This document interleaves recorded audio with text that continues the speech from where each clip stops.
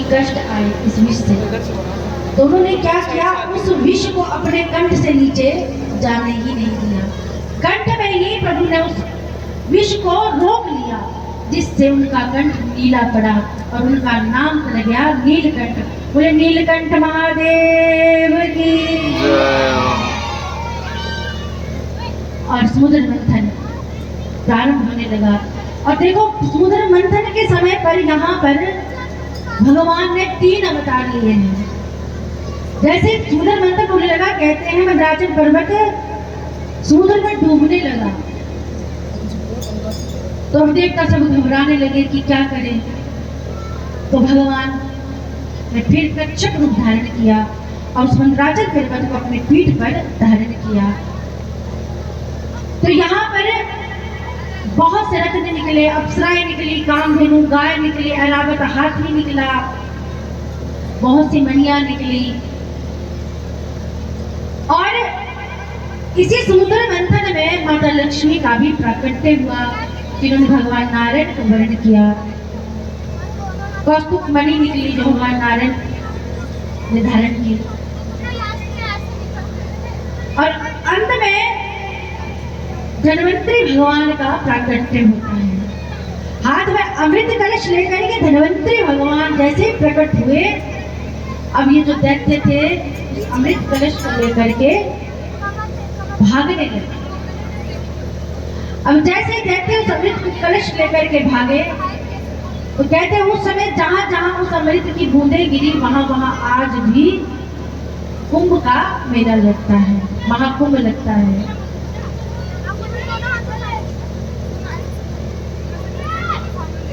और आज जैसे ही ये दैत्य भागे, अब देवता घबरा गए, क्या करें। देवता भी इनके पीछे पीछे भागने लगे। अब भगवान ने देखा कि अब ऐसे तो काम बनेगा नहीं, तो भगवान ने यहाँ एक और अवतार लिया, मोहिनी अवतार। बोले मोहिनी भगवान की। जैसे मोहिनी भगवान ने अवतार लिया, अब सुंदर स्त्री बन करके दैत्यों के पास गए और दैत्यों से जाकर के कहा कि देखो तुम कब तक इनसे भागते रहोगी, देवता तुम्हारा पीछा छोड़ने वाले नहीं है, इसलिए ऐसा करो तुम इस अमृत को मुझे दे दो। क्योंकि भगवान ने ऐसे उन दैत्यों को मोहिनी रूप से देखा, सबको अपने ऊपर मोहित कर दिया। अब तो जो जो कहने लगे वही वही ये देवता दैत्य करने लगे। कहा कि देखो तुम ये अमृत कलश मुझे दे दो और मैं तुम दोनों को बराबर बराबर पिलाऊंगी। अब वही भगवान उस अमृत कलश को लेकर के आते हैं। अब इधर एक लाइन दैत्यों की लगती है और एक लाइन देवताओं की लगती है। तो भगवान सर्वप्रथम देवताओं को अमृत पिलाने लगे।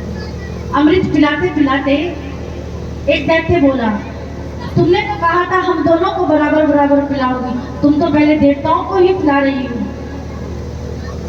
तो भगवान मोहिनी भगवान ने कहा कि देखो मैं तुम्हें भी पिलाऊंगी, मैं तुम्हारा ज्यादा भला चाहती हूँ, क्योंकि ऊपर ना पतला पतला है, ये अमृत पतला पतला सोचती हूँ देवताओं को पिला दो, नीचे जो गाढ़ा गाढ़ा बचा है ना वो तुम लोगों को पिलाऊंगी। अब देवता मूर्ख बुद्धि के तो थे ही, उल्टी बुद्धि के, उनको क्या पता अमृत गाढ़ा पतला थोड़ी होता है। अब इधर जैसे ही अमृत पिलाने लगे तो एक दैत्य था, बड़ा चालाक था। उसने देखा वो दैत्य कौन था, राम। देवताओं का रूप धारण करके वो सूर्य और चंद्रमा के बीच में खड़ा हो गया और भगवान ने गलती से उसको अमृत पिला दिया। जैसे अमृत पिला दिया, सूर्य और चंद्रमा ने शिकायत की प्रभु से, भगवान ये आपने क्या किया, ये तो दैत्य था।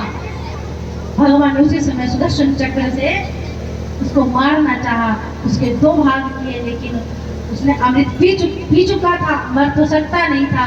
उसमें से 2 दैत्य उत्पन्न हुए, राहु और केतु। अब इन दोनों ने सूर्य और चंद्रमा से कहा कि तुमने हमारी शिकायत की है ना भगवान से, अब हम तुम्हें नहीं छोड़ेंगे। इसलिए आज भी सूर्य ग्रहण और चंद्र ग्रहण लगता है। और आज देवताओं के मनोरथ को पूर्ण किया, उन्हें अमृत का पान कराया। आगे सुखदेव जी महाराज राजा परीक्षित को सूर्यवंश की सुंदर कथा श्रवण कराते हैं कि सूर्यवंश के प्रतापी राजा हुए युवनाशम। युवनाशम के मानधाता के हुए हैं हरिश्चंद्र।